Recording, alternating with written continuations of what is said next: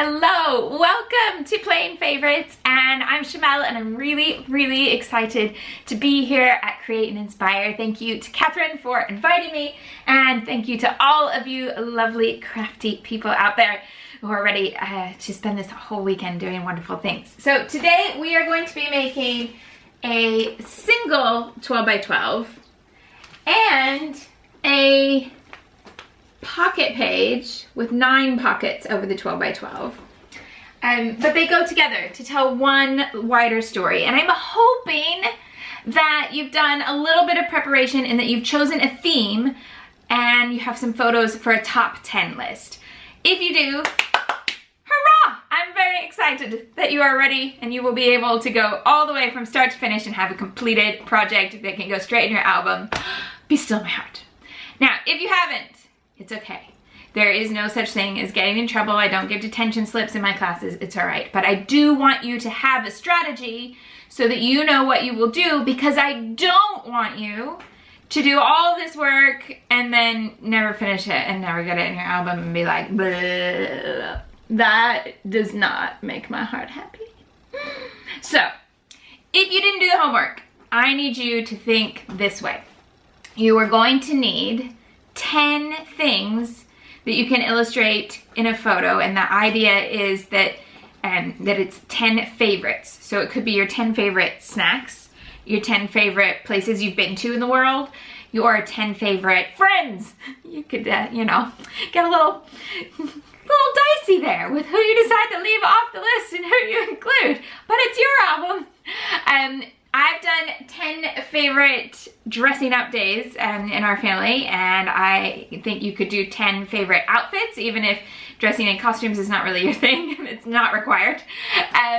You could do 10 favorite books, TV shows, films, songs, but then you're going to print out something visually to represent that. So if it was books, you could print out the covers, or you could take a photo of them on your shelf, or you could style up a pretty little picture of it on your nightstand or your coffee table or whatever you'd like.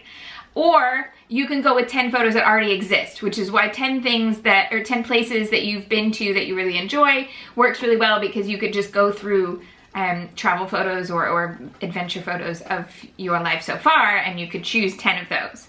But if you could start with a thought in mind and maybe be jotting down what you'll include, then I think you'll be able to participate a little bit more right now and not have it go into this mode, because we want to avoid this. Okay? Right. Let's get started with paper. Go ahead and unpack your kit, and you will need the page protector with the pockets right from the beginning. So don't put that aside. You're gonna need it on your desk. Let's go. So here's what the whole double page is going to look like. So the background on our left-hand side is the woodgrain pattern paper from the kit. So all you have to do to this one is cut off the branding strip and then put it on the left-hand side of your workspace. And over here, we're going to start working with the divided page protector. So go ahead and put that on the right-hand side of your workspace. And you want to make sure that you've got it the right way up. So you've got the holes in the middle here, and your pockets are open at the top. Okay, now, within the kit, there are a few different pieces that are 4 by 4 squares. So I've used the one that says, what if all your dreams came true? There's also this one that says, never grow up. And there's also, here's the what if your dreams came true, and there's also a tree house, okay? So you need to choose which one of those you would like to use, which one fits best with your theme.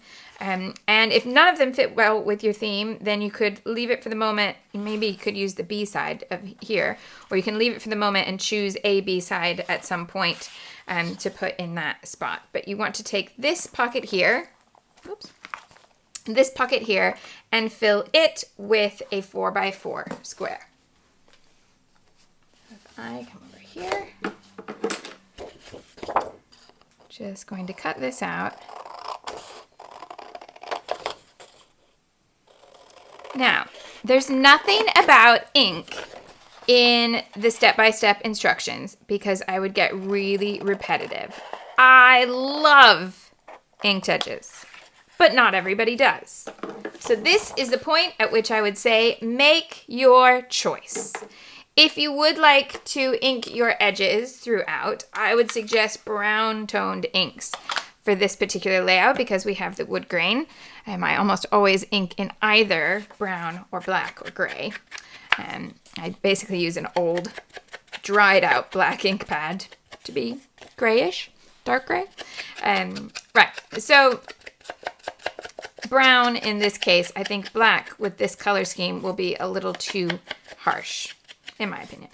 But choose now, because I'm not going to tell you every time, and then go ahead and start inking from the beginning. Now, here's what I want to point out. If you've worked with pocket pages much, you will know that the dimensions are always a little off what you might think because the 12 by 12 space then loses some room for the dividing lines.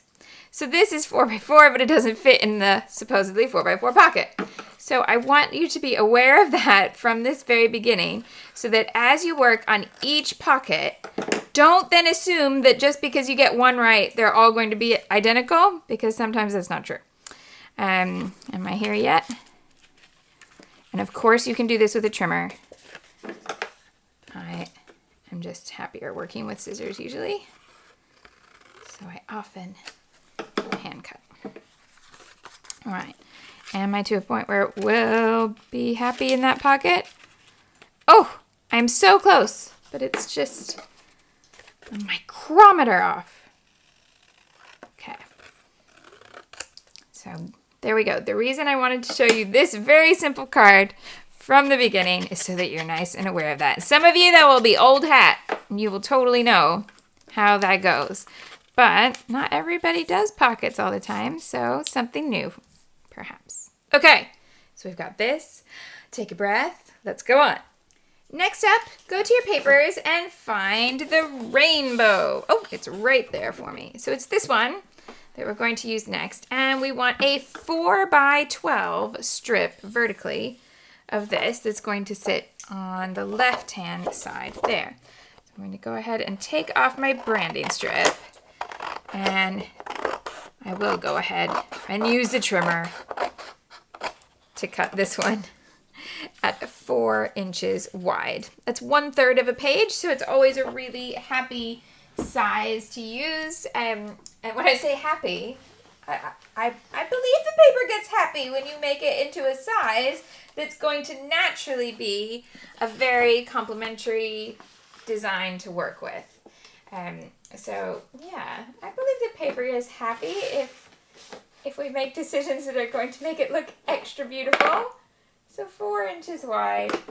If you're never sure where you're going to put a piece of paper or how big to cut it, 4 inches is a great place to start. You can rarely go wrong if you work in 12 by 12 and you cut things into thirds.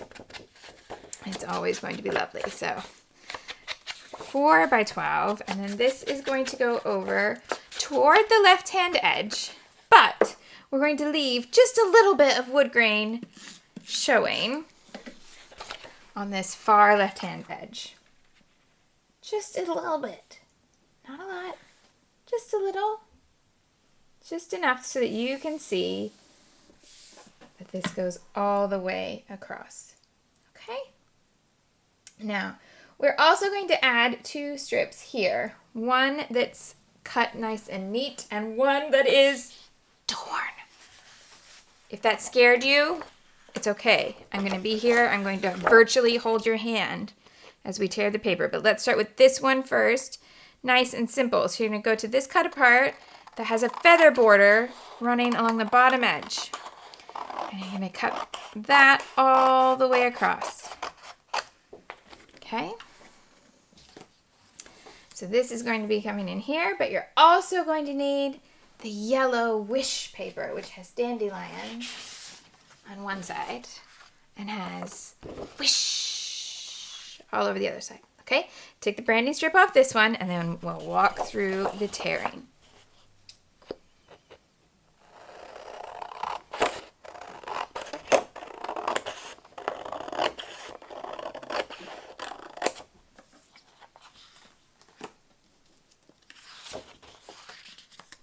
All right, we're going to tear so that we have a strip over here to the left-hand side and a white torn edge here and about an inch wide, but don't worry, there's no particular size it needs to be. So to get the white edge to show, you want to hold down the left-hand side of the paper and pull the right hand toward you.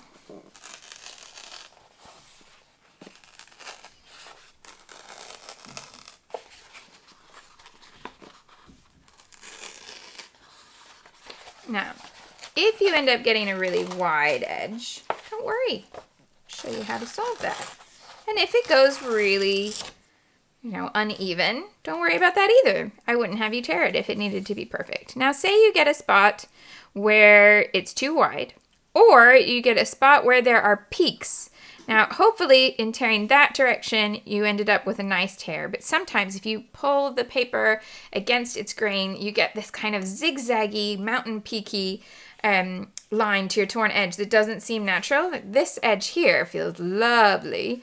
But sometimes you get bits that are thicker than you like or pointier than you like. So if you want to correct that, you take this wide edge, and with your right hand, you're going to pull back and up, just gently, and that will just take the outside, that wider bit off, but it still leaves your white torn edge.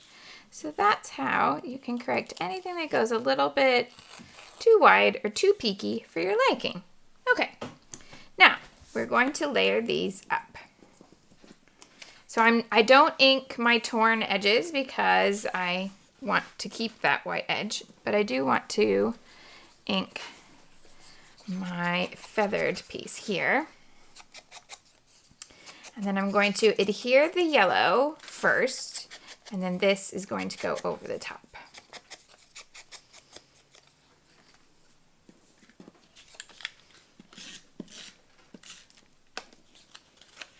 So put this next to that. Don't worry if the join is not beautiful, because this is going to cover it. It's going to go right over the middle.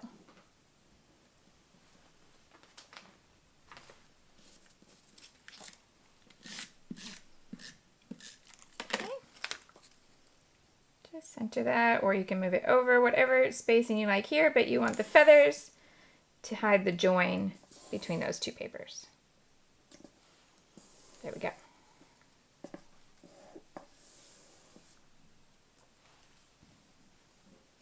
Now, we also want the B side of this rainbow paper. So let's go back to that one.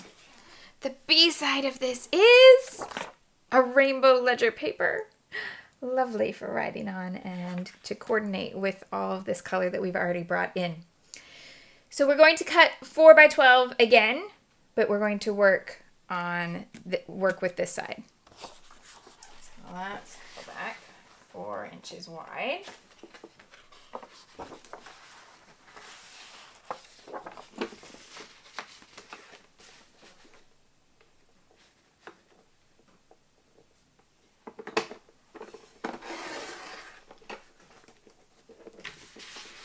So now you have 2 strips like this. Yes? Lovely. Now you can choose either of them. I'm going to use this one because it's just a little bit simpler as a writing shape, and you might want it turned upside down or you might not, but this is going to become our journaling. We're going to cut this into one that's 4 by 8 and one that's 4 by 4 so that we have one to go over here in this pocket and one to stay over here as a bigger journaling box. Now I'm going to keep the paper the right way up so that we have the top of the page up here on the 4 by 8 piece, and then the 4 by 4 will be just lines and not have that, because this space we're going to have a little room to embellish at the top of our longer journaling box. Okay, so cut 4 inches up from this bottom bit here so that you have one 4 by 4 square and one 4 by 8 rectangle.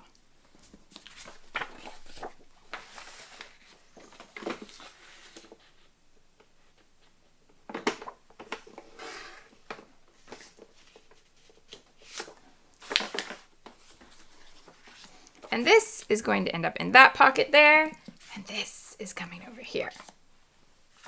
If you're inking, you can ink all the way around both those pieces. And then we're going to stick with the pockets for a little bit. Let's leave that one there. Come over to this side. Now, it may seem a little silly, but I like just going ahead and popping it into the pocket so that I don't lose things on my desk or forget my plan of where things are going. So even though I know that's, this card is not done, clearly I'm going to come back and add more to it. For now, it's just going to sit here. Now, if we come back over to the cut-aparts, there is a 4x6 cut-apart with a wood grain frame that matches this paper over here. But it's 4x6. I don't have any 4x6 pockets. So I need to adapt. Go ahead and cut this one out, and we're going to make this one work over 2 4x4 pockets, since we don't have one 4x6 pocket. I love the square pocket look, but there are fewer products in a square shape. So if you get used to looking at the rectangular pieces in ways that you could adapt them, then you'll find actually you have lots of ways to use square pockets. So I'll go ahead and ink all the way around this one just while I'm here. Okay, and then I'm going to cut this in half to have 2 3x4 portrait cards, one flower grouping on each side. So cut that in half.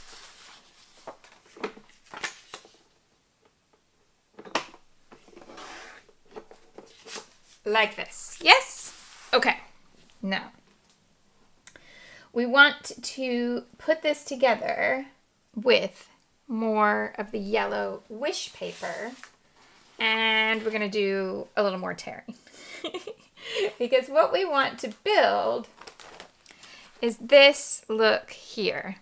So we're going to take a torn edge and put it over the top of half the card and cut it to be the size of the 4x4 pocket. So we'll just do one card at a time. I'm going to take my red flower that's going to go up here. And I want a torn edge that's going to leave the white on this edge. So I'm just taking a tiny little bit off here. Now I don't need to go all the way down to the bottom of the page here. I just need the 4-inch height. So you can hold it next to that, and when you're done, you're done. Okay. Now, go ahead and put some adhesive along the back of this section here. Line up the top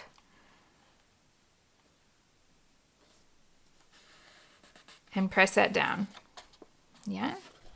So we know we've got a nice straight edge along the top here, and our tear goes all the way down. Then go ahead and you can use another card to give you an idea, or you can just use the measurements on your trimmer. But you want to take this, and this is the cut line that you need to follow. So it needs to come down here and across here so that you end up with a 4x4 block to go in this pocket.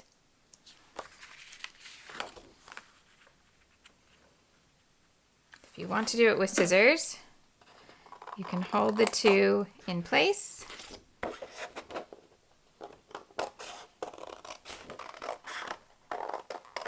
Now, double check. Is it going to fit in my pocket? Always checking. Yay, success. All right, so then I'm going to go ahead. I've already inked the wooden piece, but I'm going to ink the yellow now. So now I have one here ready to go, and I want to bring the yellow flower down to this corner and do the same thing but on the opposite side. So this time I'm going to want my torn edge to be, I'm just going to cut in, so that was the end of that one. And I'm going to hold the left hand back and pull with the right hand. And use my card to see when I have torn far enough. There we go. And then I can take that off there. Adhesive along the torn edge. Line up your top or the bottom, whichever. Line up an edge. Stick that down over the top. Make sure you're nice and stuck. And then same thing, I want to cut those last two, well, this long edge here and this little bit here, to turn that into a 4x4 card.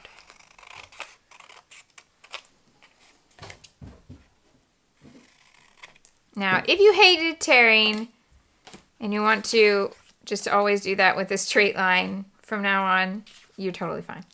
But you gave it a try. I love torn edges, but I know not everybody does. When I scrapbook live, I always get comments going, "No, you're killing us. I don't want to tear the pretty paper." But I love a bit of torn pretty paper. Okay, double check it fits in the pocket. Should have done that before I inked, but yeah, we're all good. We're all good. All right. Let's stay with the pockets and cut out a few more 4x4 boxes. So we're going to need 2 4x4 squares that are the yellow wish paper. And we're going to need 2 4x4 squares that are the blue paper, navy blue with multicolored dots, which is the back of the letters. Okay, so you want 2 4x4 squares here and 2 4x4 squares here. But. Can we just have a look at the left-hand side? Because we're also going to be matting 4 photos here on the yellow wish paper. So if you have your photos to hand, go ahead and cut this box while you're at it too. And in case your photos are a little bit bigger or smaller than mine, I don't want to give you an exact dimension because the dimension it needs to be is the space for your 4 photos, okay? So there are 3 things that you need to cut from the yellow wish paper. One is this mat for 4 photos in a 2x2 grid. And then also 2 4x4 squares to go in the pockets.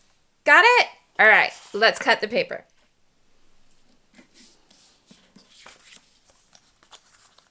So I've got all my photos and I'll take the 4 that I'm going to use in my grid. I'll go ahead and get them stuck down so that I can cut that mat and then my 2 squares.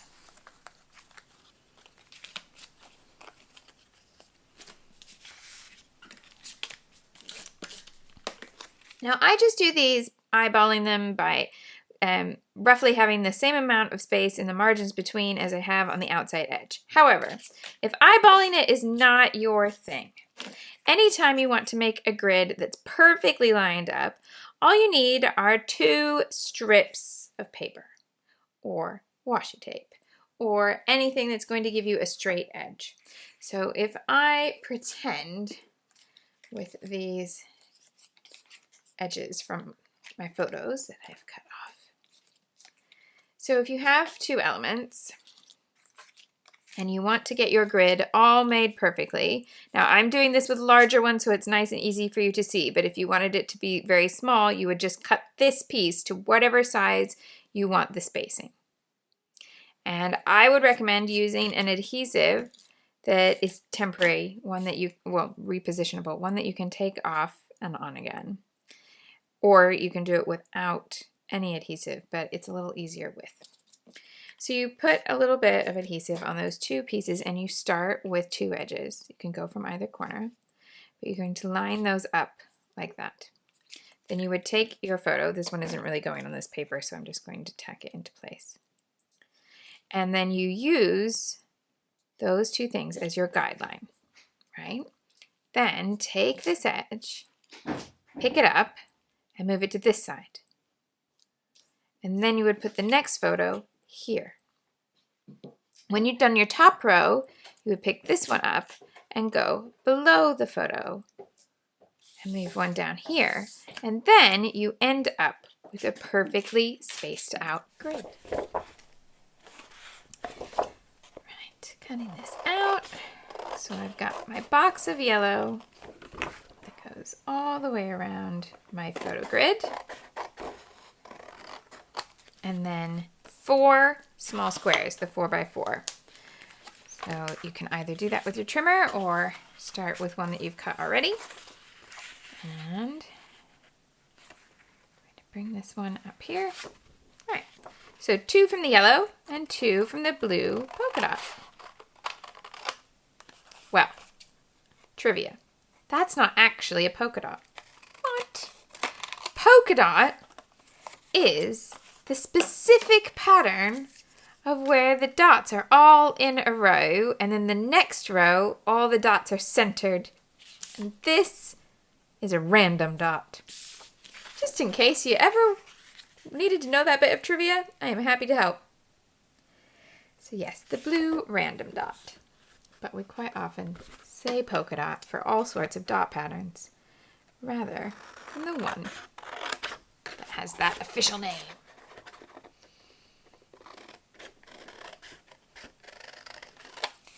2 yellow. 2 blue. Now, of course, if you want to use the B-sides on anything here, you can. Please don't stress. If you're seeing something that would be a better match to the story you want to tell, you go for it. I am not here to set rules. I'm just here to help you along the way to tell your stories in a creative way.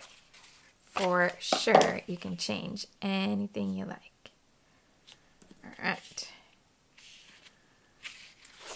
Maybe you use the B-side to this, which has a letter print, and you do a layout about your 10 favorite words. I would be totally cool with that. That'd be very apt. Okay. So those boxes, ink them if you want, and then we're going to get them into their pockets. So they are going top and bottom for the blue and the opposite corners for the yellow.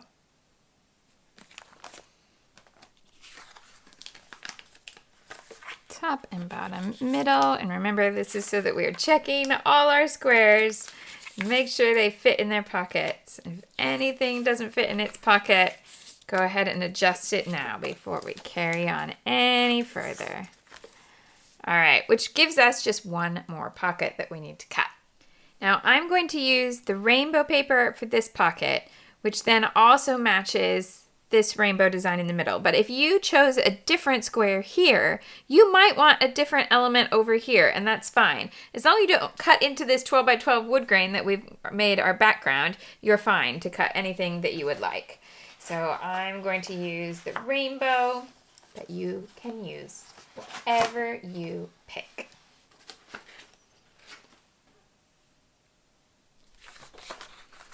So remember, the rainbow is the back of the rainbow ledger. So there'd still be a 4x12 strip with what I've cut so far.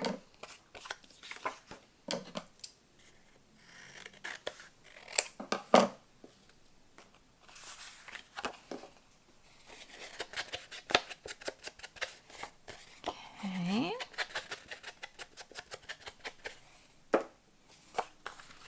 Check that this one's going to fit here. Oops. There we go, all pockets filled. Now, before we go any further, we're going to plot out where our pictures are going. So this middle row is not going to have photos, but there's going to be a photo here, here, and here, here, here, and here. So 6 are going in the pockets, plus the 4 that are in a grid over here. So you can have a moment to try them out in different spots and figure out what you like best. So I like looking for the lines of a photo. So if the people are over toward the right, that might make the line feel like this needs to go toward the right. Whereas here it's almost like we're putting our back to the rest of the layout. And in in a double page spread, that's not quite as bad a problem because it's not going to feel like it's looking to a page that's about something else. Everything across the whole thing is related. But if I can, I like to put elements like that into the corners. Or if I have elements, or if I have photos where everybody's looking straight at the camera, those go in the middle because the line toward them is coming straight at you. So I've got one here that feels more like a corner, kind of going that way. And then this one, we're facing opposite directions, so it could go either way, but I like it here. This one is heading straight at the camera, and this one has a nice path that makes it feel like it would go on this corner here and kind of looking toward the other side of the double page spread. So I now know where all my pictures are going to go. Have a look at the photos that you've chosen and figure out what pocket each one should be in, and then you can just pop each one inside so that your plan stays intact. And I know right now we're all working together in the same time, hopefully without too many interruptions. But one thing I do really love about this method of scrapbooking and kind of doing all the backgrounds and then putting all the photos in is that if you don't often get the time to do a whole bunch of scrapbooking uninterrupted, if you need to be able to do things in little 5, 10, maybe even 2-minute brackets, this is the way to do it. Because you're not going to forget where you were going because everything is going to be in its own little pocket. There's just much less left up to faith, up to remembering where it was going to go or what that idea was that you had in your head. Let's look back over to here, and we've got this journaling paper. I haven't stuck this down yet, so we're going to go ahead and stick it down, and I'm just going to tuck it underneath the torn edge. And pretty much centered, and it's a little further down than up, so it's just slightly off the center vertically. And nice and straight on the horizontal, hopefully. I'm looking to make sure I don't end up with any wood grain peeking out between the torn edge and the ledger paper. So that goes in that spot there. And then the set of 4 photos is going to go right over the top so that this edge ends up on the ledger. And you can use the ledger stripes here to kind of have an idea of where that's going to fit in nice and straight on the horizontal. And that means we're ready for embellishments. Just a little bit. Okay, so we've got a floral die cut pack and 6x12 stickers. Okay, you can go ahead and take these out of the packaging. Certainly don't need that. And then with the floral ephemera, there's 3 kinds or 3 categories of die cuts in here, and they are organized in these 3 pockets. The leaves at the top, individual blossoms in the middle, and then little full bouquets at the bottom, little arrangements. So we're going to go to that bottom pocket, and I used one with a red flower, large red flower and small yellow flower, and then also one with a big pink flower up at the top. This one. So big pink flower, small yellow flower. You can choose any of them that you like. That's what I've used. And these are going to be going over here. One of them is going to be going down here. And one of them is going to be going up here to frame the photos. Now have a look at the pictures that you've put in these 2 spots, because how much they overlap will depend on the background that you have, and you may want to be putting them underneath. If you have important context in that bottom edge of your photo, you could put it underneath instead of over the top. Up to you which you're going to prefer. Now I'm not sticking that just yet, but we'll be sticking it momentarily. You need to choose 2 of these word strips, one to go with the pink flower, one to go with the red flower, whichever flowers you have chosen, but one up the top of the photo grid and one down the bottom of the photo grid. And if you want to ink all of these things, go ahead and do it now.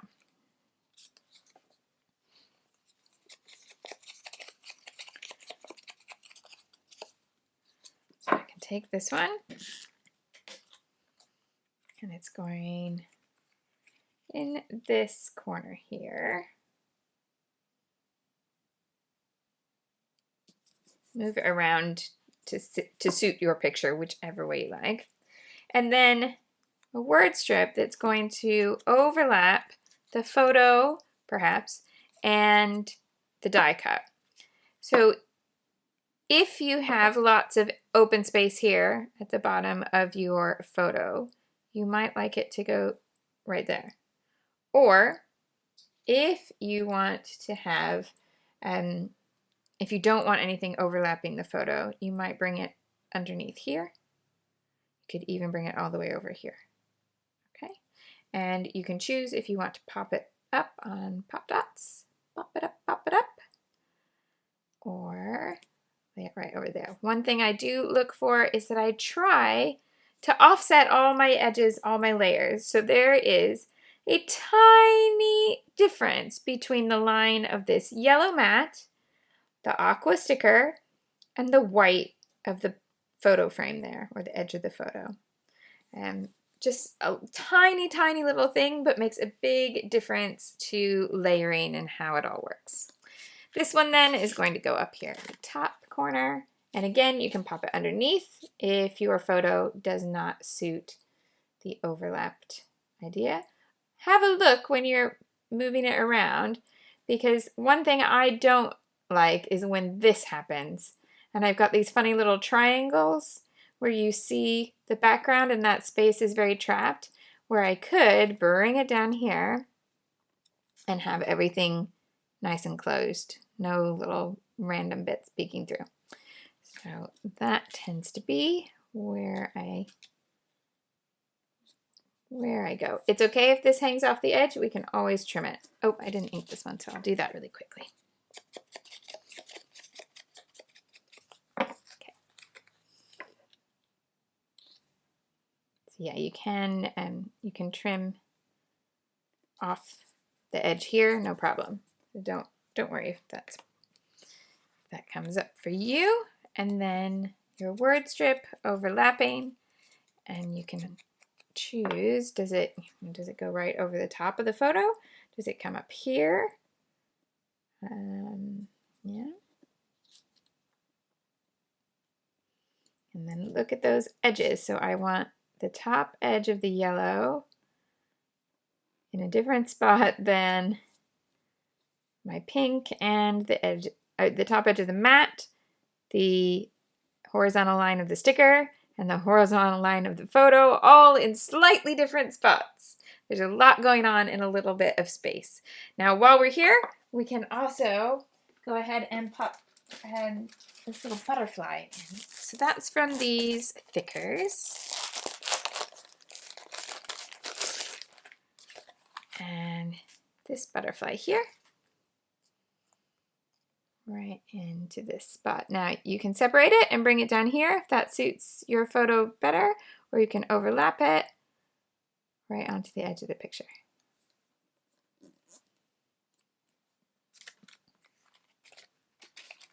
We are rolling through all the embellishments. So now you need this pack of all the tiny little things, and we're going to use some enamel dots from this set. Now all of the enamel dots here are just one set of 3 per color.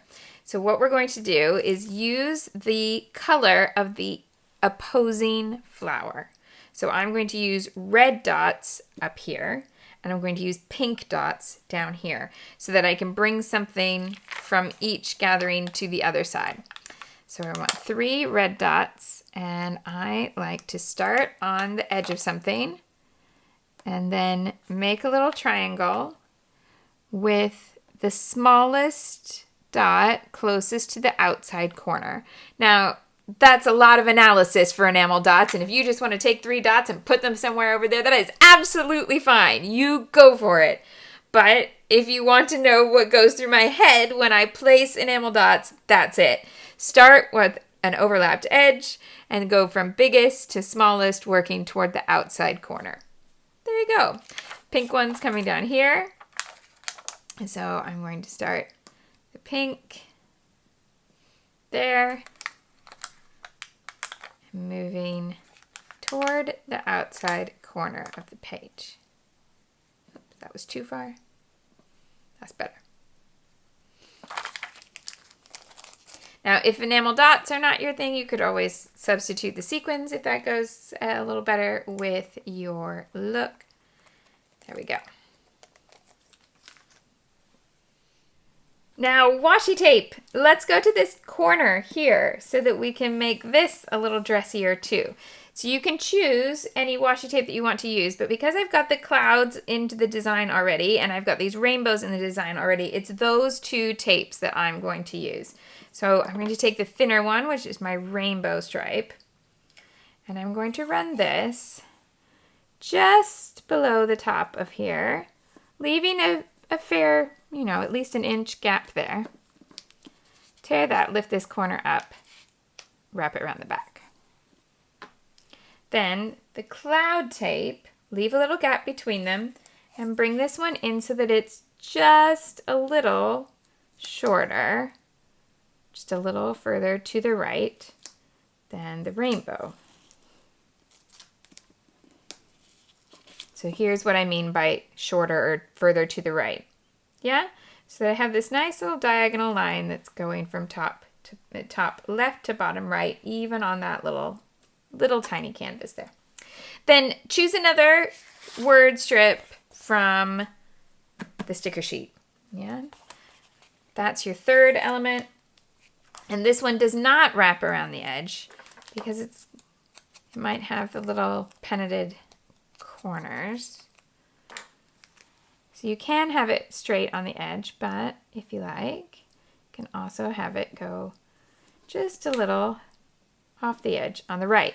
Now do pay attention that you don't accidentally get this so far over that the white from the ledger shows in the middle of the triangle in the little divot there.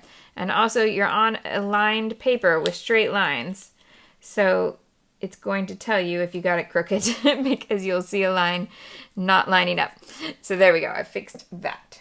Now, go back to your enamel dots and choose another color. Well, I've got all these yellow accents here and my yellow accent flowers there, so I'm going to do yellow here. And I'm going to start here, overlapping with the largest one, moving across there. I'm not going to a corner here because I'm right in the middle of the page, but I'm going to take that smallest one up to the top so that I have big, medium, small.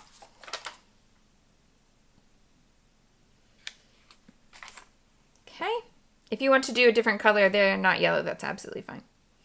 Now, title is going to go in this space, and you might want to choose different wording than I have used.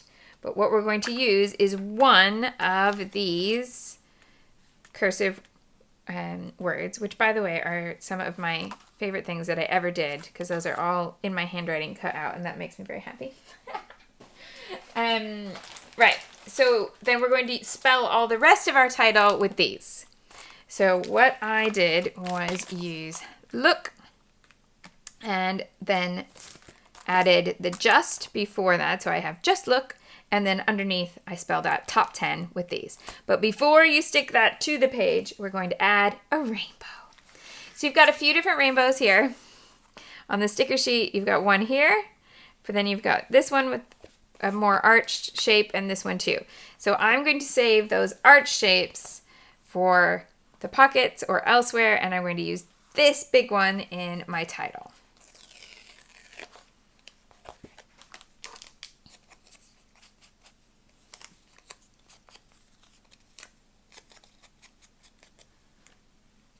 So the pink cloud is going to go along the edge of your ledger paper, and the blue cloud is going to go almost all the way to the edge.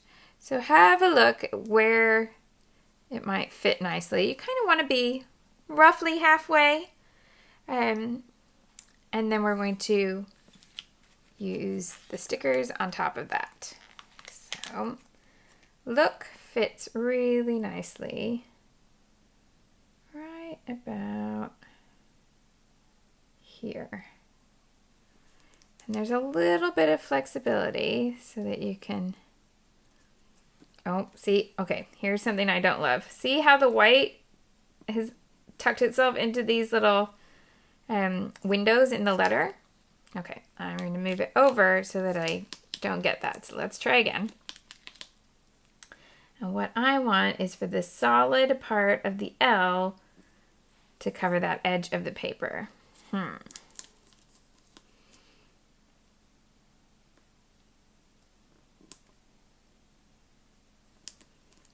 then I can bend this a little bit.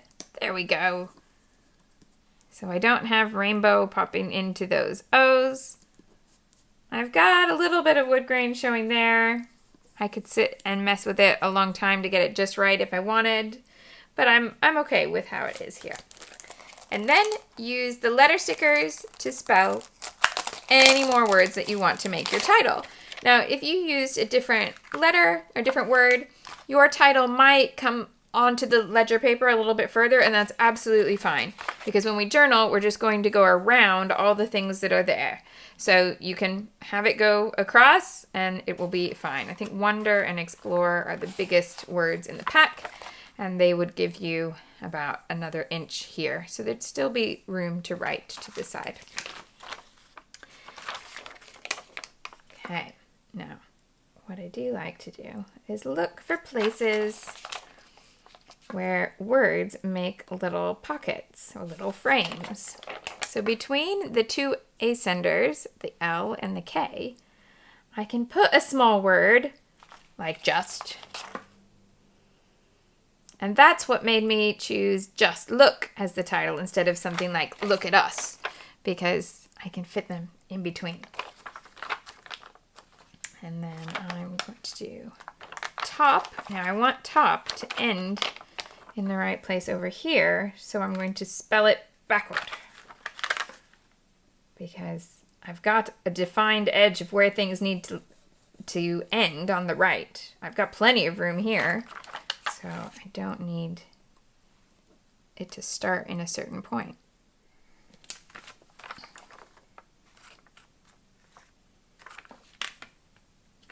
And then the same again with my 10.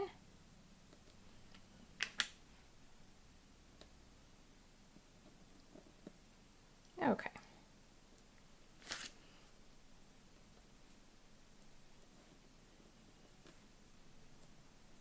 All right.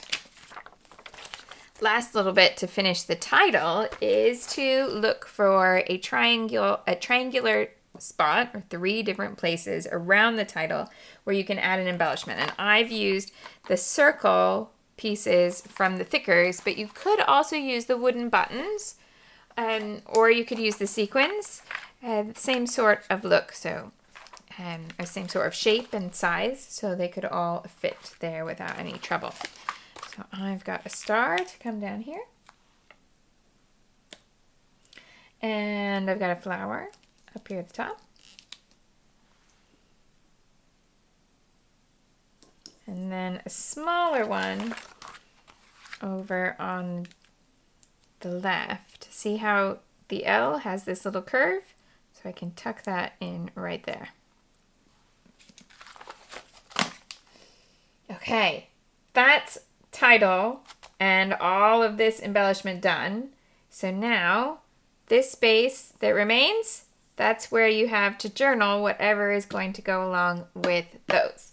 So let me just pick this one up with the journaling so that you can see it. Now, see these little stars? 2 stars down here and 3 stars up here. Now they're totally optional.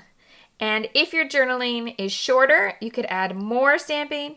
If your journaling is longer, you could leave it out entirely, okay? But let's have a look at these stamps so that you can see how I've done that technique. So here are the stamps, and inside this set, there are 2 stars, a solid one, which is slightly smaller than the larger one, which is an outline. So you need 2 different inks. You need a block. So I can take a yellow ink and the small solid star, and I can stamp that. And I did 3, I believe. Yes, 3 up here at the beginning. Yep. And then something like a black or brown ink to go with the larger outline piece. Make sure it's an ink that is happy to stamp nice and cleanly over other things. So nice black dye ink. Now, have a moment to look at how it lines up. And I don't do this with a stamping tool or anything because it's designed to be slightly offset. You don't need it to be perfect. So you want to just pretty much line it up, and you'll get a little window of white here or there where it wasn't perfect. And that's perfect. The imperfect is perfect. So we want them to be obviously 2 separate stamps. Okay, so that's all there is to that, but I would suggest, I know I've done it here before I've done my writing, and if you want to, you can, especially at the top, but I would suggest not doing the ones at the bottom until you've written it, because then whatever space you have left is where you can do your stamping. Does that make sense? We cool with that? All right. Let me tidy this up before I accidentally make an inky mess everywhere. Ink has potential. And in my house, it has the potential to make a mess. Okay, that means that the left-hand page, once you've taken some time to do the journaling, is completely done. Yeah, I'm going to have to trim this, this edge over here. But the left-hand side, apart from getting the writing on there, is completely done. Here's the finished version with the writing. Hey presto. Right? So this is a great time for us to take a little break to talk about getting photos of you. And I want to make this really easy for you. I want you to feel good about getting pictures of yourself so that you can put pictures of yourself in your scrapbook, whether they be pictures of just you on your own or you with your family or friends. So we're going to take a little interlude now to have a look at some tips on that, and then we're going to come back and finish our pockets. Today we're going to talk about selfies and how to have a few basics in mind to help you get the best from your shot. So first up is that you need a light source. You don't want to take it in the dark, especially with your phone. The phone is not going to deal well with having very little light. So go ahead and get yourself somewhere that's going to have some light. Now I've got a window in front of me, and that's great. It's not a super bright window, but I've got some natural light. If you don't have a window available, then look for artificial light that might be festive. So if your tree is brightly lit, you could sit next to your tree, and that would be a great idea and get a bit of glow on your face. But if you're in a really dark situation, that's not the place to take a selfie that's going to be amazing, because your phone's just not going to have enough light available to the sensor. Okay, get yourself some nice light. And make sure that you're happy with how you are going to look. So I have brushed my hair. I think I get a medal for that in 2020, basically.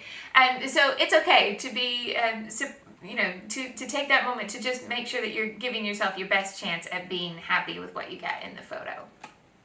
Right, now let's look at the actual camera. Now, a lot of us, when we go to pick up a phone or a camera to take a selfie, we automatically do this. It's not cute. So the distance of my arm isn't going to change. If I lean forward to get that same distance, my face is much brighter and has a much more flattering look than if I did no. So instead of pitching everything back in order to get away from the camera, pitch everything forward. So I'm actually bending from the waist and leaning toward the camera. Now, another thing to notice when I've got my arms straight out like that is that the angle here is going to be more and less flattering too. Okay? So you can give anybody a double chin if you shoot them from way down here. But watch how my face changes. And now everything's a little bit more flattering. So this is about 90 degrees here. This is square on. Remember the middle of the screen is not where your camera is. It's at the top of your screen usually on most phones. It's right there at the top. So if you're looking straight at yourself in the picture, you're actually pitching yourself a little bit down. So if you look up at the top, you're going to be a little bit more in the shot. A little bit more up and centered. But if I take my arm and just pitch it a few degrees higher, that usually is much more flattering. I don't need to go like crazy up here because now I look a little, my head's too small for my body. And so go out 90 degrees and then just bring it up a little bit. Okay? Now also have a look at the way you tilt your head. Some people automatically know which side is their good side and which side is not. Some people it changes every day. Some people feel like it's neutral all the time. So it's okay no matter where you sit on that spectrum, but it's worth the moment to pitch your head around and say, oh, do I look nicer this way? Do I like myself nicer this way or that way or straight on? All of those things are going to help. Okay, so this little bit, that side probably is a little better for me. So I can pull that, and it's, when I say better, it's entirely a matter of you being confident. There is no better, there is no worse. And we will all cheer you on if you feel like you need somebody to remind you that you're beautiful. We will tell you that. I will tell you that right now that you are beautiful. So I just mean being comfortable with how you look and feeling that you are happy to have that photo in your album. Because I think once you get to that point where you can accept the picture of you and you can keep that for you, be you a scrapbooker and you put it in your album. Sorry, I say that all the time. But if it's just a matter of keeping it for your Instagram feed or for you in your own house so that your kids have records of you, your friends have records of you, all those sorts of things, just so that there's photographic evidence that you exist. That's enough reason. So all of those things mean that I think once you kind of get used to the idea of going, actually no, if it's on my own terms, then I'm quite happy to be in the picture, then that helps a lot. Okay, so if I pull that back, I can put, pull my hair to the back maybe. Oh, and now I've got all these little flyaway bits. Okay.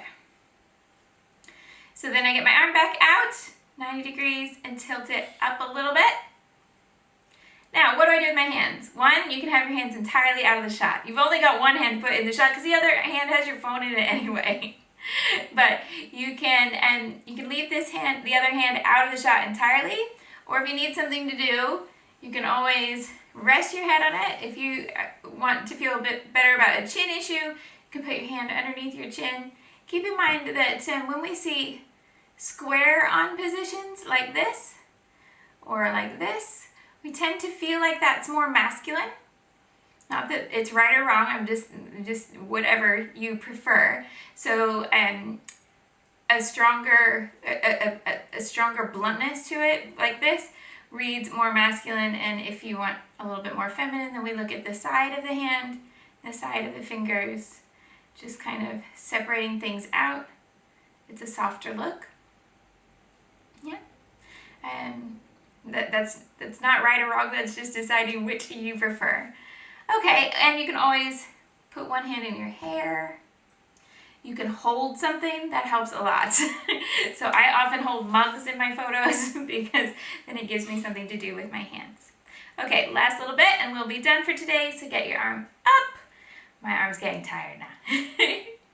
And then for the last bit, if you want to smile and you have a case of always getting a really fake smile and you're not happy with it, be a bit of an actor and think of something that will create that emotion. So think of a really happy memory that makes you smile on the inside and then try to smile on the outside, and you'll often get a more natural smile for you.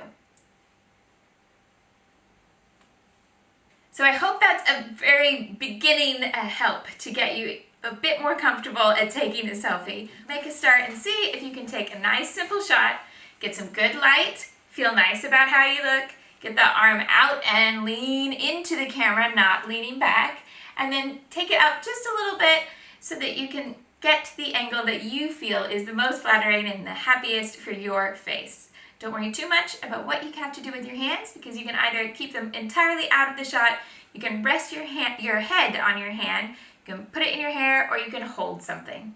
That gives you plenty of options. Don't overthink it beyond that. For now, have a go and share your results. I hope you have lots of luck and lots of laughs.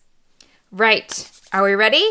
Take out your top left and bottom right pockets, and we're going to do those first. We do not need to mat the pictures on these, but we are going to add some more embellishment. So have a look in your floral die cuts. This time we're going to the middle pocket that has all the individual blossoms. And we're going to choose one to go with each of those two pockets. So, show you on the finished version here. I've got a blue one up here and a pink one down here. This blue and this pink. We're going to be working with these for a bit, so if you want to just go ahead and put them over to the side, you can do that rather than put them straight back in your pocket. And we're also going to use some washi tape. So before we attach the photo, same thing as before with the cloud washi below the rainbow. So I'm going to do a strip up here in the top right corner is what I'm working on. Cloud and then rainbow. Leave a little gap in between. This edge is going to be covered by the picture this time, so it doesn't matter which one's longer. Okay. Adhesive on the photo. Now you've got a nice square edge here. So you can use that as your mat. Or you can cover that. So you can move it down here if you want to see more of the flowers. And it's also going to depend a little bit on your torn edge here. So if I don't cover the white, or if I don't use the frame as my mat and I cover all of the white here, my torn edge is visible here. Now I'm going to add a little bit more embellishment here, so it might not be obvious, but it might. So you can choose, do you want the white line with the dot to show like that? Or would you prefer it that nobody knows that that was a frame and you add the photo as if that was another sheet of this wood grain and you tucked those flowers behind? Totally up to you. Okay. Then we're going to put this flower over the top. And I like pop dots for things like this, so I'm going to pop it up. But it's up to you if you want to pop it up. And if you don't, that's okay too. Here we go.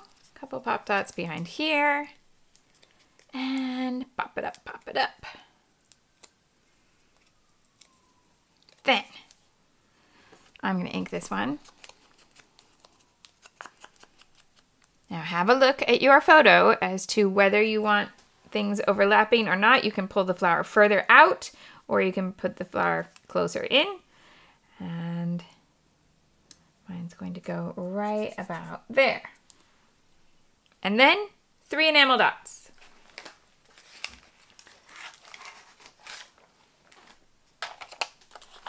So I'm going to go turquoise and I'm going to have this one overlapping the edge of the photo. We're going to have the medium size up here coming out from behind the flower. And guess where my tiny one's going to go? It's going to go out here toward the outside corner. All right. Other things you might want to add to that pocket. If you want to add a little label to help explain your photo, then you can do that. I just did a circle punch from one of the scraps of paper that I haven't used yet.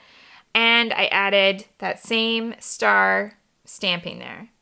And you can come back to that and decide. And what I did was I got this far And when I came to put my writing in the middle, then I decided actually no, these would all be improved. This layout would make more sense. The story would be more clear if I labeled each one of them. So I did, but that's optional.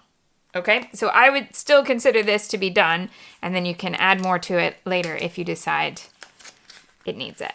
Okay, we're going to repeat that same process down here. So washi tape toward the middle this time. So my clouds are going to come off this corner here and get wrapped around the back. And then the rainbow above that. Again, it doesn't matter too much at the top here because it's going to be covered by your picture.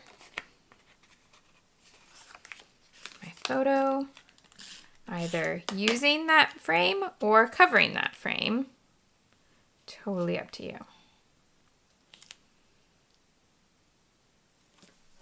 Then my flower die cut.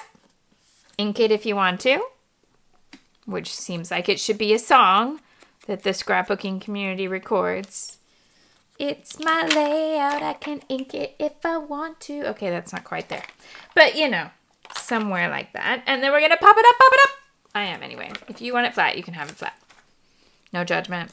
If you don't like pop dots, I'll still speak to you. I might not understand you, but I'll still speak to you. Kidding, it's fine. Always the way you want in your book. It's your scrapbook. Right, and then 3 here. Green's gonna come up here behind the flower. Middle size in the middle. And the little one toward the corner. Down here. And there we go. That is the corner designs done. Take a big breath, take a drink. Check your posture, roll your shoulders back. Stand up, do a little dance at the desk if you need to. Well, if you need to. I'm sorry, we all need to, right? So let's take a dance break. Okay. Let's wiggle. Aren't you glad that it's just an overhead camera right now? There we go. All right, let's do some more. Now, we need to mat these photos. And you can use whatever paper you've got left.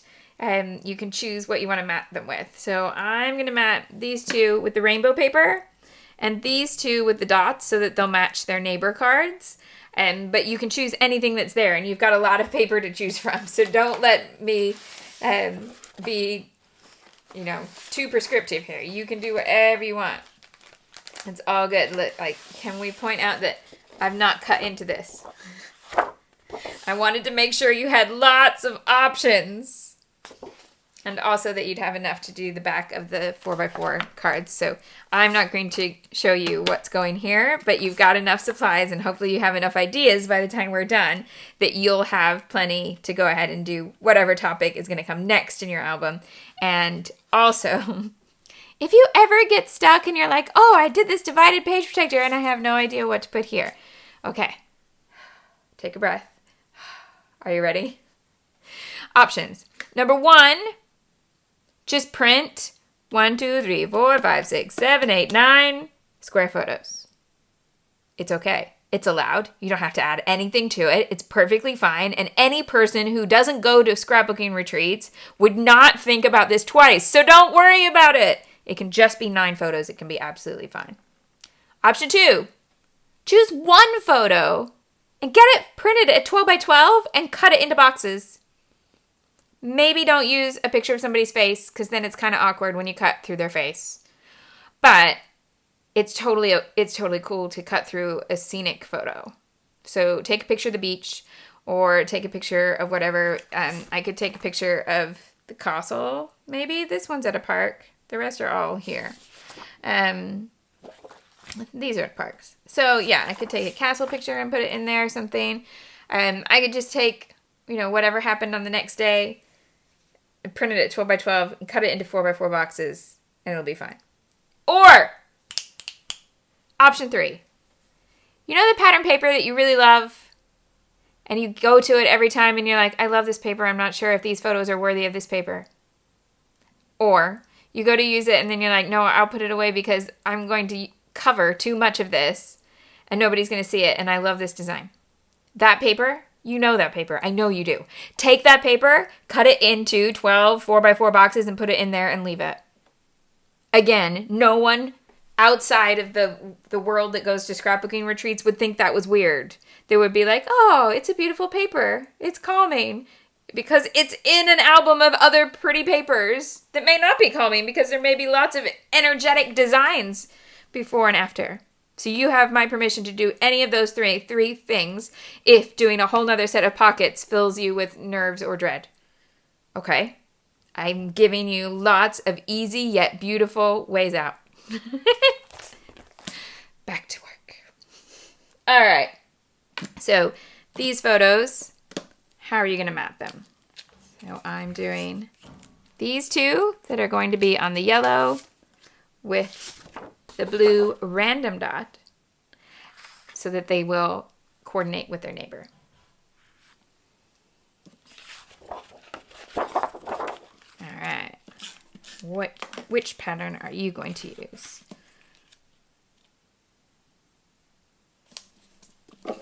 And of course you can do it with your trimmer, but I'm also here to say you don't have to.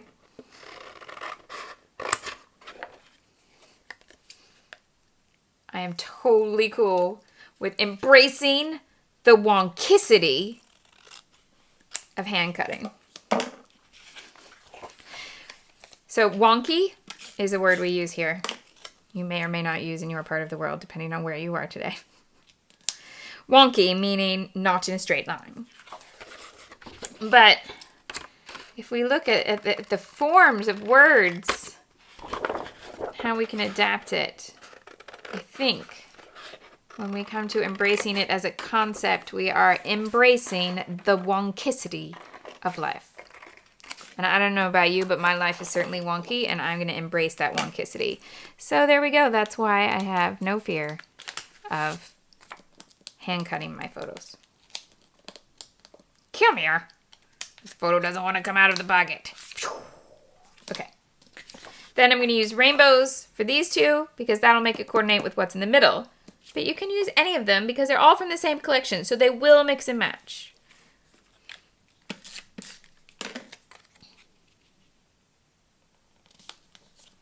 Right. Oh, I'm embracing wonkicity straight away. I didn't even put it down straight. That's better.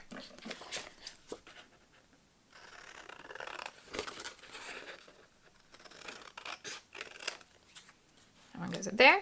Now, if you wondered what these photos were about, one, if you follow me on Instagram, you probably know, or if you watch my lives, because I talk about this stuff all the time. But this is a very of my house kind of thing. So, years ago when my son WB, wonder boy, was very tiny, just learning his colors.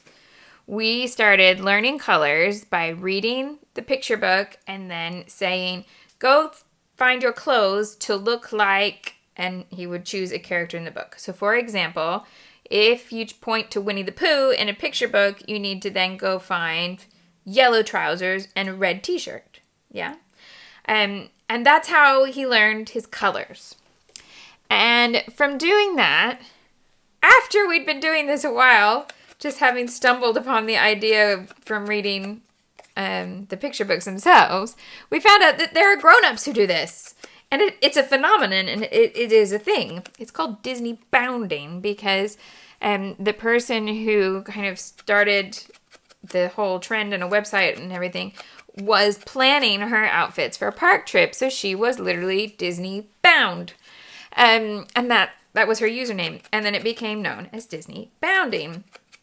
And the idea is just that you are taking inspiration from a character, often in a Disney film, hence the Disney thing, but you can do it with other characters. There's no law that says you have to do it with a Disney character. But you're taking inspiration from the way that character looks, but using just normal clothes. So we're not wearing costumes. We're wearing things that are in our wardrobe. So this is Baby Yoda and the Mandalorian. This is very niche. This is hipster Mickey. This is Russell and Carl, the grumpy old man from Up, Christopher Robin, Buzz, Woody, and Jessie from Toy Story. Here we're both Sorcerer Mickey. And then we've got Classic Mickey here. Alice and the Mad Hatter, Newsies, and Gaston. And so we dress like this all the time. Often it's just two of us. But when we go on holiday, the third member of the family agrees to participate. Because I pack the suitcases.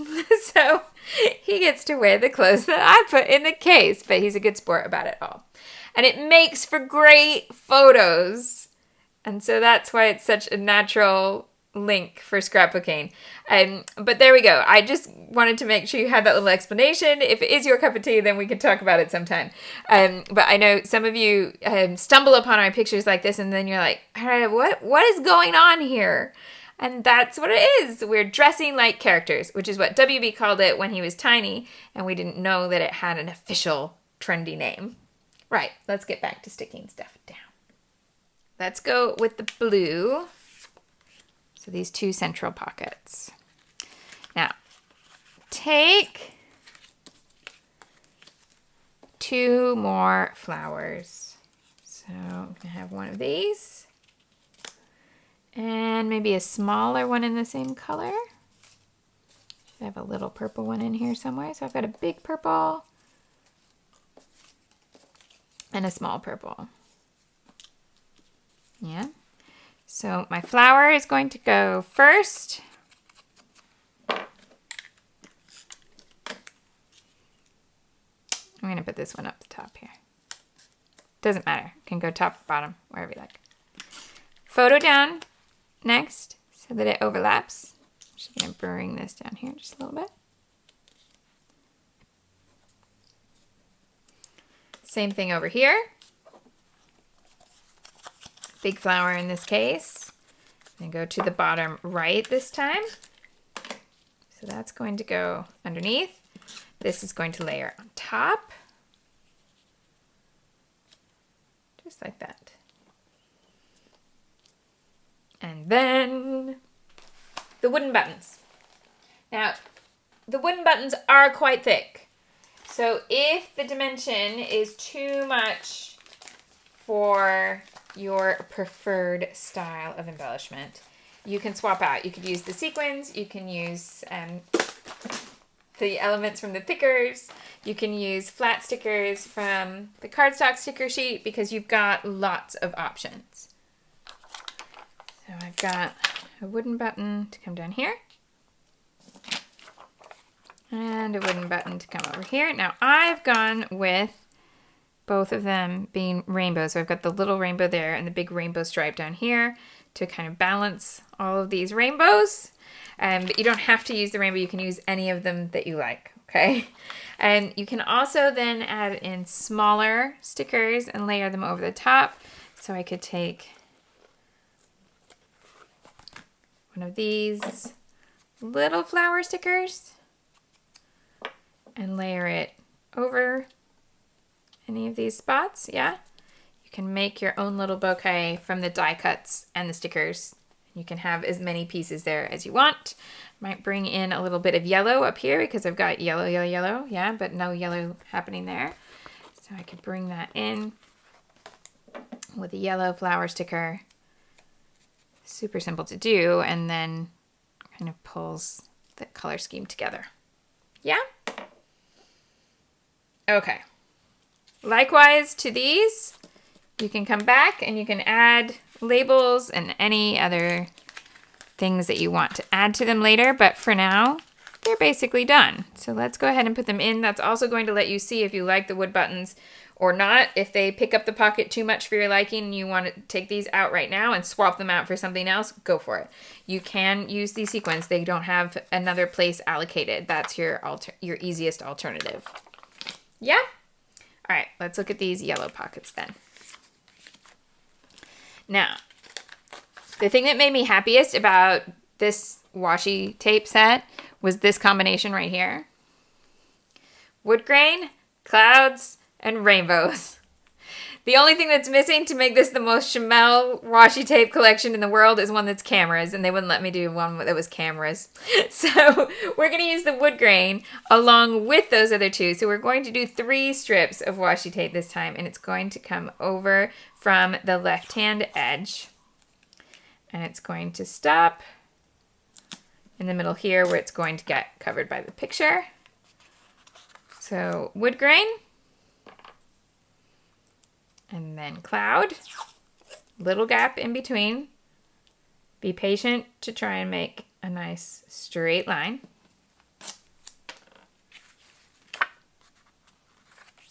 And a rainbow.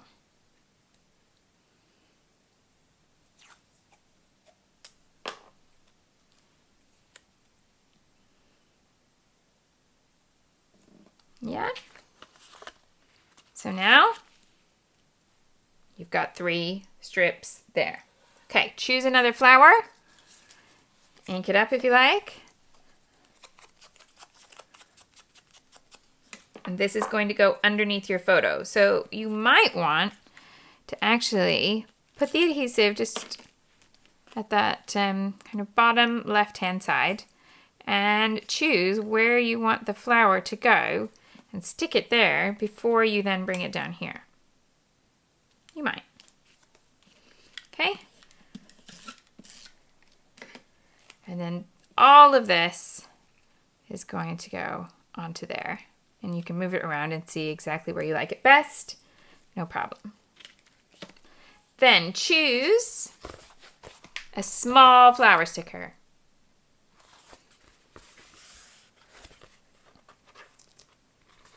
And we are going to pop it up, if you like. So a pop dot behind that little flower. And then you're going to overlap the small flower, the sticker, onto the larger flower that's in the background there. Okay? 3 enamel dots.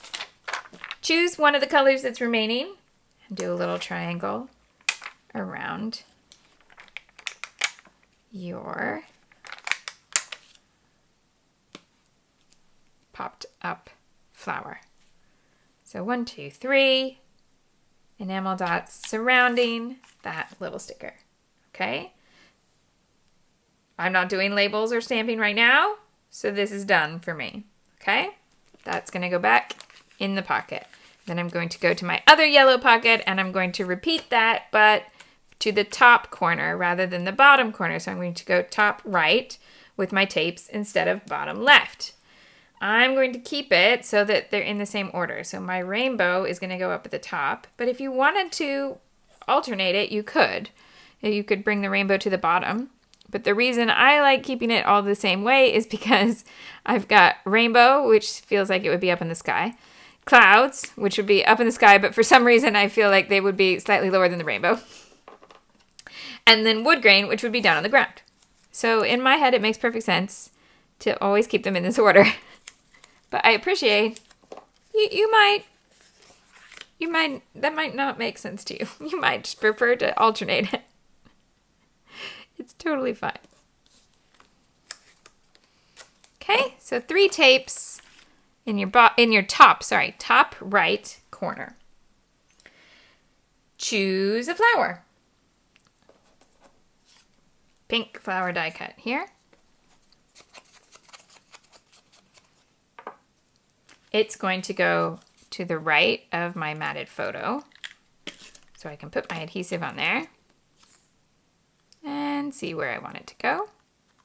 Then I can adhere this whole thing so that that flower ends up on top of the washi tape. Choose a small flower from the sticker sheet. And we are going to pop it up, pop it up. Yes. If you're not singing that with me yet, we need to have words. You can sing it. It's okay. That one overlapping just on top of the pink flower toward the edge. Then 3 enamel dots. I'm going to start with a large one on the edge, a medium one working the way up, and the tiniest one up here at the top. Aside from the label that I may or may not want to add later, you may or may not want to add later, it's done. So put it in the pocket. Look how much we have finished. All right. We are getting there. Fabulous. Now, we have 2 blocks left to work with because this one is just staying like that. If you feel there is something that you want to dress it up in your own time, go for it. But I'm leaving it just like that. But this one over here is going to be some embellishment.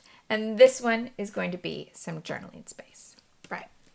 Let's have a look at this one in the middle. Now, flowers again.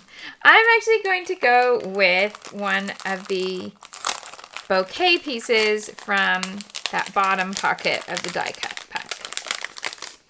Yeah? So I'm going to take a big floral piece and I'm going to run it off the edge like that.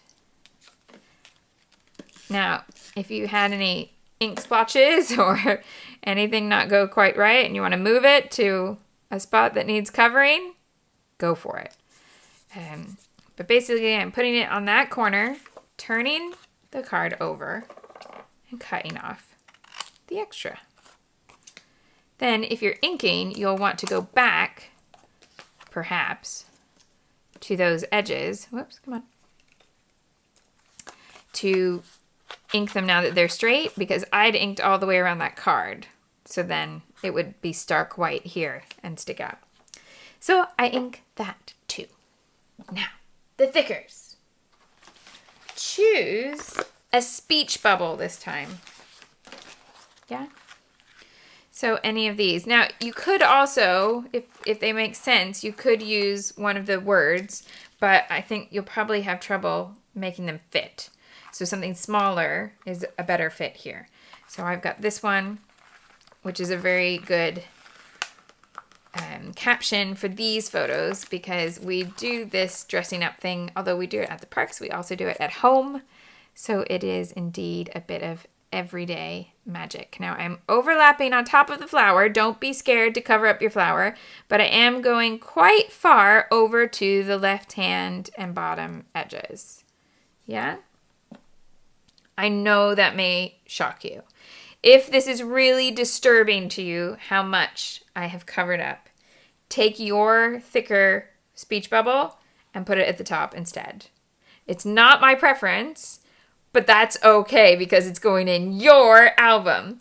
I don't mind covering things up like this. It's really core to how I layer and make it obvious that there are all these little pieces that are covered up. But that may not be your thing. And I respect that that may not be your thing. So if it is not your thing, you can either leave this piece off or you can place it further up so that you're not covering the die cut. All right? This is journaling space to make sure that the whole story gets told. And with double pages, sometimes I only put the journaling on one side of the page. And then I feel like, what if they got separated in the wild? I don't know how that's going to happen. I don't know what this wild is of which I speak, but it's still a thought that keeps me up at 2 a.m. So I almost always, on a double page, will have a little bit of journaling on both sides because that way I feel like if they ever get separated, the story is still there. Yeah, I may overthink these things. But there we go. You've got plenty of room, hopefully, to tell your story between here and here. And that means we are on to our final pocket. It's the final pocket. Oh, okay. I'll rein it in. Now, go back to that blue paper here or whatever paper you used where I used the blue dot, the blue random dot. Okay. See how we had torn edges here and we had a torn edge here? we're gonna have a torn edge here. And the reason is we've got stickers. We've got stickers, yes we do. But, so they match, but if I put this sticker, I'm gonna hold it. If I take this sticker and I put it straight onto this pattern paper, it's actually kind of tricky because it just gets lost. You could maybe pop it up like that and overlap it just right. So this rainbow box now gets a torn strip across the top. Yeah? Now I can take my rainbow sticker, I can pop it up, and I can put it on here, and it has enough contrast that it all works out happily. Yay! So here we go.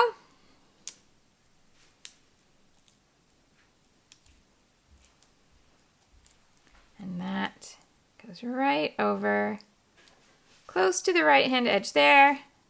I didn't ink that rainbow. You can ink it if you want. Okay, so now we're going to add a phrase here. And if you come back to this cut apart, where I cut my, my rainbow box from earlier, there's a strip across the top that has lots, well, it has 4 different phrases. So things you could use here are any of these, or any of the word pieces from the sticker sheet, or you could have another speech bubble from the thickers, or any of these. Yeah, you've got lots of different options. So I use the imagination is everything, but this piece is too wide to go in one pocket as it is. Let me show you. Yeah, it's wider. So here's what I did. One, I cut it down to just the yellow. And then I cut it into separate words. Now, if you're just going to use a single word or a smaller one, then you won't have this issue, and that's fine. But if you want to use the imagination is everything one, cut it to the yellow and then make 2 cuts. 1, 2. So now you have 3 words. And then you can ink everything here. You can pop this up or you can have it flat.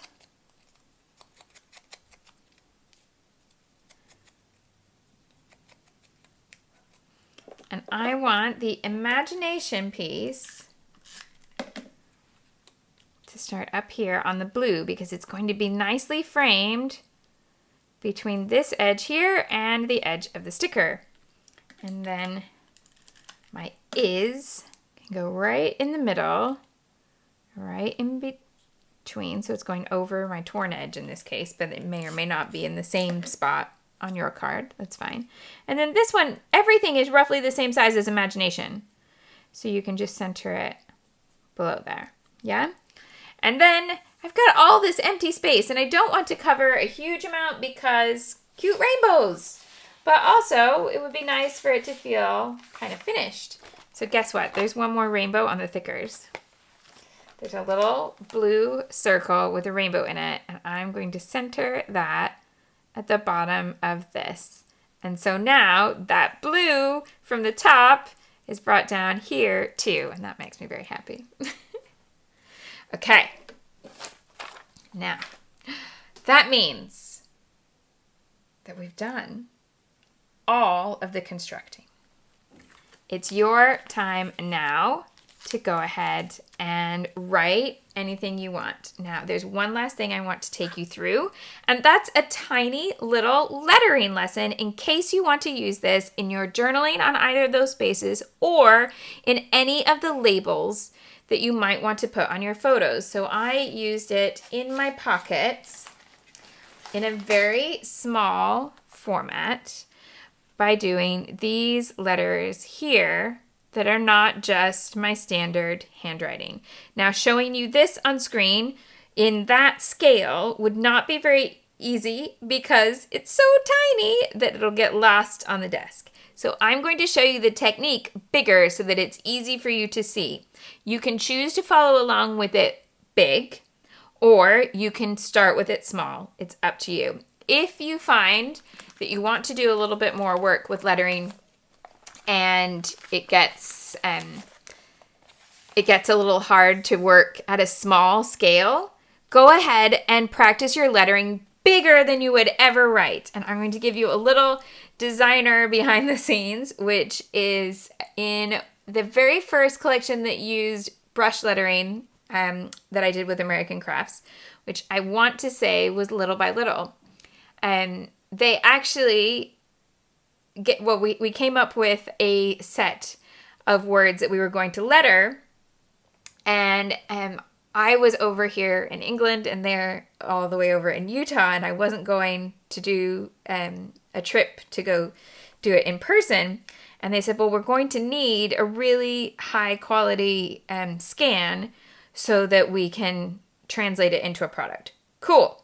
It turned out the way to do that was to get the words to be really big, and then we could shrink them down really small. So all of the pieces that ended up being 1 or 2 inches wide in the final collection originally were 8 to 10 inches wide when I drew them or lettered them the very first time around.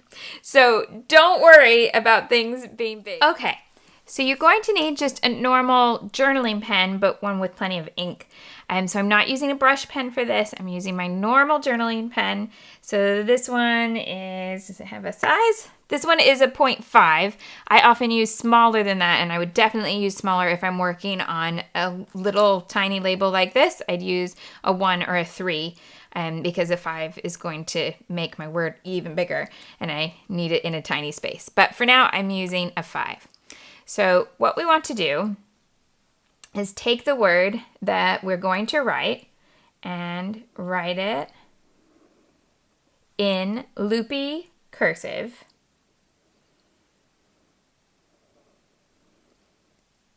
That's quite spread out.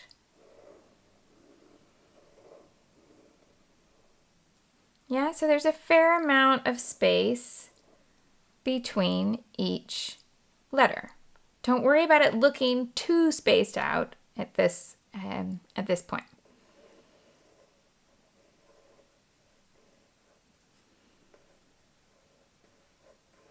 It is absolutely fine and probably even preferable to pick up your pen as you're making different letters. Does not need to all come in one, perfect thing all the way across. Yeah. So to give you an example of how this would look differently, if I just wrote this word and I wasn't preparing myself to do this, here's how I would write "Hello Scrappers" just in my normal handwriting. And here's something that I would do often. There's 2 R's in that word, and I did the 2 different R's in 2 different ways. There's 2 S's in this word, and I did my S's in 2 different ways. That's very me. And so don't feel like you have to make it work. You have to make it perfect. It's not. Okay, so then to do this, which is basically faux calligraphy, and modern calligraphy is what we're talking about here, is that I'm going to come in and I'm going to add these extra bars to the downstrokes of my letters, and then I'm going to fill them in with this same pen. And it makes it then a bit like that was written with a wider pen or a calligraphy pen that could pick up a wider edge. So to find out where the downstrokes are, a downstroke means anytime I'm coming toward myself or coming down to the bottom of the page as I write. So to find them, hover your pen above the letter. So I'm not touching, I'm up in the air. Trace, up, up, up, up, up, up. Oh, I'm coming down. So now I know this is a downstroke.